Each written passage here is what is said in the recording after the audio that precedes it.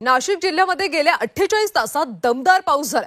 मुसळधार पावसामुळे दारणा धरणातून 22,000 क्युसेक पाण्याचा विसर्ग केला जातो, तर नांदूर मध्यमेश्वर धरणातून 36,000 क्युसेक वेगाने पाणी सोडलं जातं।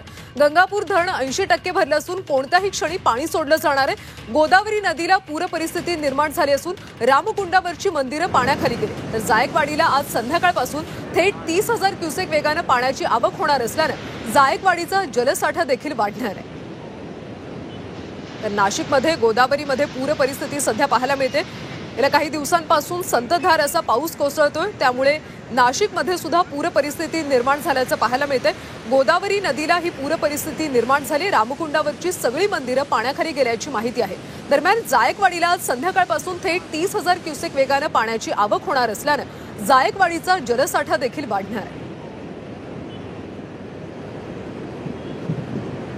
नाशिकमध्ये गेल्या 48 तासात जोरदार पाऊस झालाय आणि त्यामुळे धरणं ओव्हरफ्लो झाली।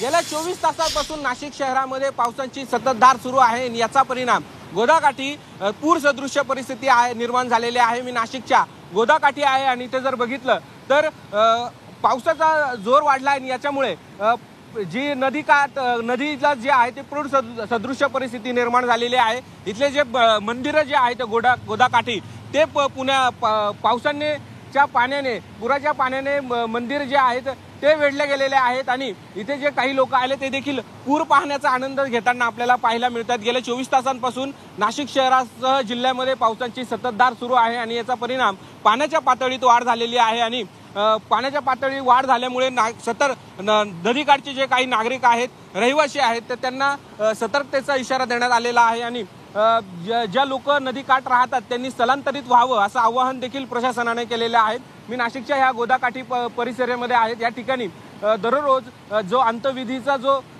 पूजा जी आहे ती केली जाते, मात्र पाणी पूर्ण परिसरामध्ये असल्यामुळे आता जिथे जागा मिळेल त्या ठिकाणी जो अंत्यविधीचा जो पूजा आहे ती करण्याची आपल्याला पाहायला मिळते। समोरच त्याची जी गर्दी आहे ती पाहायला मिळते। पाण्याची सतत जर असाच पाऊस सुरू राहिला तर पाण्याची पातळी मोठ्या प्रमाणात वाढू शकते आणि यामुळे नदीकाठचे जे लोक आहेत त्यांनी लवकरात लवकर स्थलांतरित व्हावं असं आवाहन प्रशासनाने केलेलं असलं तरी नागरिकांनी देखील काळजी घेतली पाहिजे, याबाबत प्रशासनाने देखील आवाहन केलेलं आहे। त्यामुळे आता पाण्याची पातळी वाढेल, यामुळे नागरिकांनी लवकरात लवकर स्थलांतरित व्हावं आणि सतर्क राहावं असा इशारा प्रशासनाने केला आहे। कॅमेरा पर्सन बबन सदगीरसह सागर गायकवाड, जी 24 तास, नाशिक।